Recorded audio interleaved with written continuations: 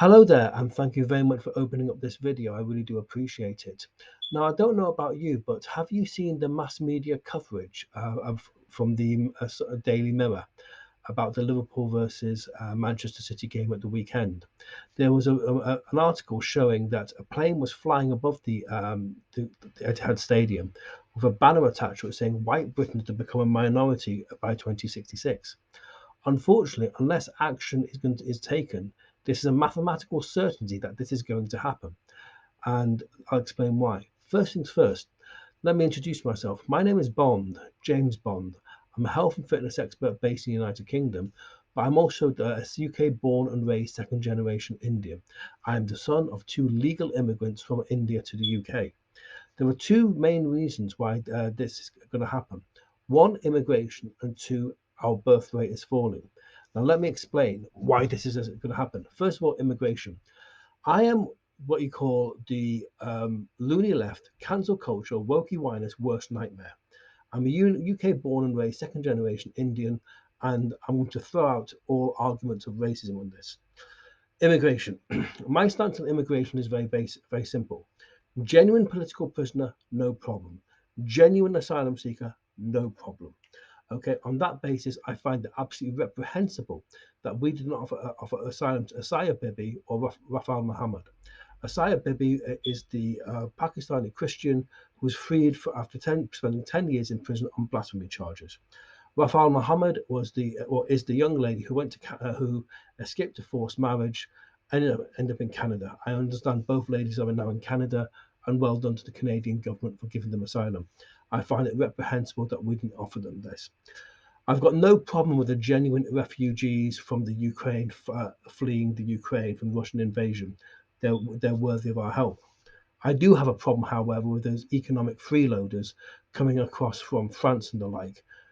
They are not refugees, they are economic freeloaders. Simple as that. I know more about immigration than most because I've lived the immigrant lifestyle. Right. And any immigrant is welcome so long as they fulfill five basic criteria. Firstly, they come legally. Secondly, they have a good command of the English language. Thirdly, they respect British law.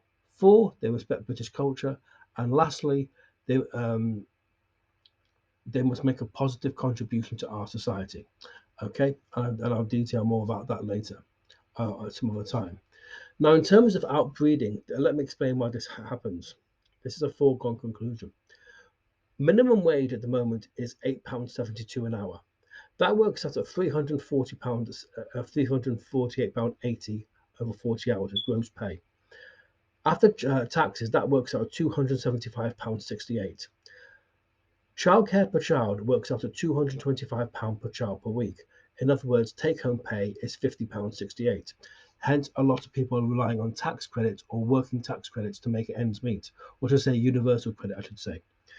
Now, to make matters worse than that, many people are on 0-hour contracts. They don't know 1 week to the next if they got work or not, and Social Security for those weeks takes 4 to 6 weeks to come through.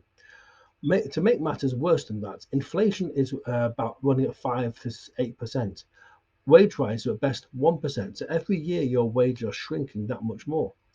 So basically, a lot of people can't afford to have children.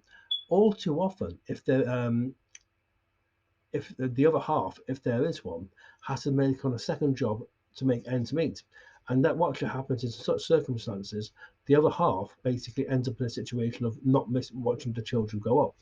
It's quite obvious from that a lot of people can't afford to have children. It also makes it worse, given the financial situation, a lot of people haven't got money haven't got money to put anything into a private pension. Therefore, what actually happens is a lot of people end up retiring on the state pension, which is about £114 per week. That's about 1/3 of what you were struggling to live on to start off with. So therefore, that's why you see a lot of pensioners working in supermarkets. It's a horrible situation.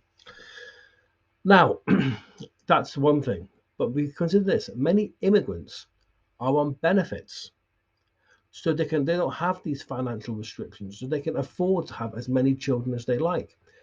Given that the general population can only afford to have 2.4 children, but the immigrants can have God knows how many, it's quite obvious. You can see for that that basically they're going to the white population will be outbred. You can't let this happen. I come from India. I've seen what happens when you don't control this sort of thing.